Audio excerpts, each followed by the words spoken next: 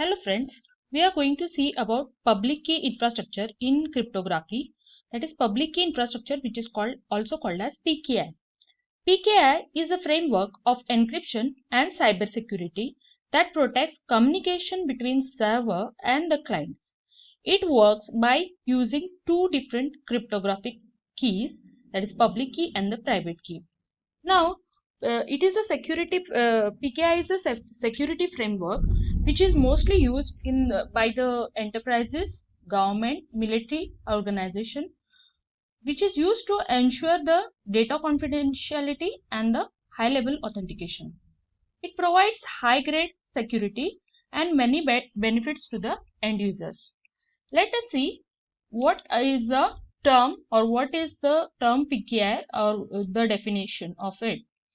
RFC 2822, that is Internet Security Glossary, defines PKI as set of hardware, software, people and procedures which are needed to create, manage, store, distribute and revoke the digital certificates. So mostly it is being used to create digital certificates, manage, store and distribution of this certificate, which is basically using the asymmetric cryptography. Now, PKI, it is necessary for the identification of the different people, identity of the different people, providing also for the device identity and the services. It is used to digitally sign the document transactions and software to prove the source as well as integrity of those materials. Now, PKI, let us see about the main elements of the public key infrastructure. Now, let us see about the public key infrastructure in which there are PKI users, then PKI management entities which are there, and there is a CRL. Now, basically, public key infrastructure is this PKI. It is used to create, store, and manage the digital certificates. So, therefore, there will be CA, which will be the user of PKI users. Now, there are key elements of the PKIs are end entity, that is end entity, which is end users, which can be the people, users, devices, routers, servers or any other entity that can be identified in the subject field of the public key certificate. So it is present in the public key certificate in the subject field. This end entity which will be responsible for providing or consuming the services of PKI. PKI related services can be provided or this can be consumed by the end entities. Now CA, which is called as a certifying authority, which will be responsible for issuing the certificates to the users and also for the certificate revocation in the certificate revocation list, that is CRLs.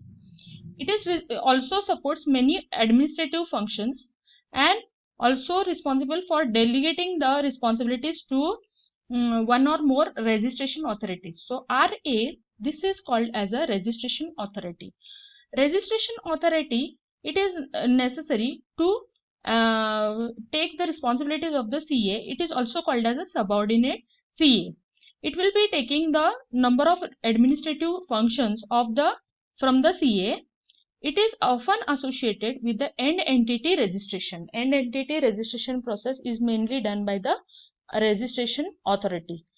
Then the next particular entity which is playing role, that is the CRL issuer. CRL issuer, it is optional component again, which is responsible for where CA can delegate to publish the CRLs. So CRL issuer, which will be responsible to publish the CRLs. Next is repository. Repository, it is a term used for storing the certificates and CRLs. So these, when these are being stored, this can be retrieved by the end entities. Now this is the public key infrastructure in which there are so many. These are the entities: end entity, then CA, that is certifying authority. Now certificate authority, and another the group of the certificate authorities are being present, CRL issuer and the registration authority. Now there are many kind of functions which are being carried out by in this infrastructure, that is the registration, initialization, certification, key pair recovery, key pair update, revocation request and cross certification. So now let us see all these functions in detail with the help of this diagram. Now end entity which will be responsible for doing all these particular activities, that is registration first. So first user will make registration, that is it will make itself known to the CA prior to the CA issuing the certificate. So registration usually it is being done offline or online for mutual authentication purpose. Now end entity which will be responsible for doing this registration first of all to issue the certificate. Now initialization, this next step wherein client system, it is necessary to install all, for the client system it is necessary to install all the key materials that have relationship with the keys stored in the infrastructure. So client needs to securely initialize with the public key and other assured information which is there. Next, the certification, which is another function. It is a process wherein CA issues certificate for a user's public key. So issuing of the certificate which is being carried out by the CA and returns the certificate to the user's client system. So it is returned to the user. Now key pair recovery, which is nothing but wherein if the key is lost, it is necessary to recover this particular keys. Key pairs can be used to support digital creation and verification. Key pair is used for encryption and decryption. Now these are the purposes of where the key is being used. Now suppose that loss of access, if you are done encryption and you have lost the decryption key, in that case for example forgotten passwords or pins or damage to the hardware tokens, it is necessary to do the key pair recovery. Key pair recovery which will allow end entities to restore their public keys. Now the particular key next function which is there, that is key pair update. All key pairs need to be updated, that is replace the this key pair with a new key pair and new certificates will be issued in this case. So why the update is required? Because when the certificate lifetime expires or maybe because of the certificate revocation. Revocation request, the next step, which is an authorized person advises a CA of an abnormal situation requiring the certificate revocation. So if there is a certificate revocation in the abnormal situation, so revocation request is being made. Next is the cross certification. So this is the cross certification between two CAs. Two CAs exchange information used in establishing the cross certificate. So this CA certifies the certificates of this another CA. In turn, both certify each other. So cross certificate is a certificate issued by one CA to the another CA that contains CA signature key used for the issuing of the certificates. Now the next function is with respect to the CRL issue. CRL issuer, that is responsible for publication of the CRL into the CRL repository. So this is a CRL repository wherein all the storage of the certificates and the CRL list is being carried out. CRL issuer will be responsible for publishing these CRLs in this repository.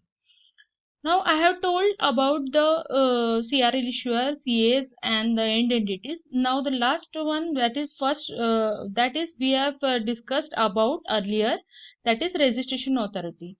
So RA is responsible for accepting the request for the digital certificates and authenticating the entity making the request. So end entity will make a request to the RA. For example, in Microsoft PKI, RA is usually called as a subordinate CA. Now RA will be taking this request and it will again do the certificate publication in the repository.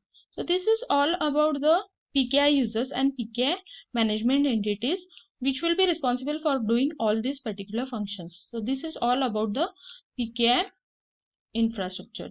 Now there are various uses of the PKI. For we'll go through the different uses. The first one, that is encryption and the sender authentication of the email messages. That is, it is used in the OpenPGP and the SMI for the email authentication purpose.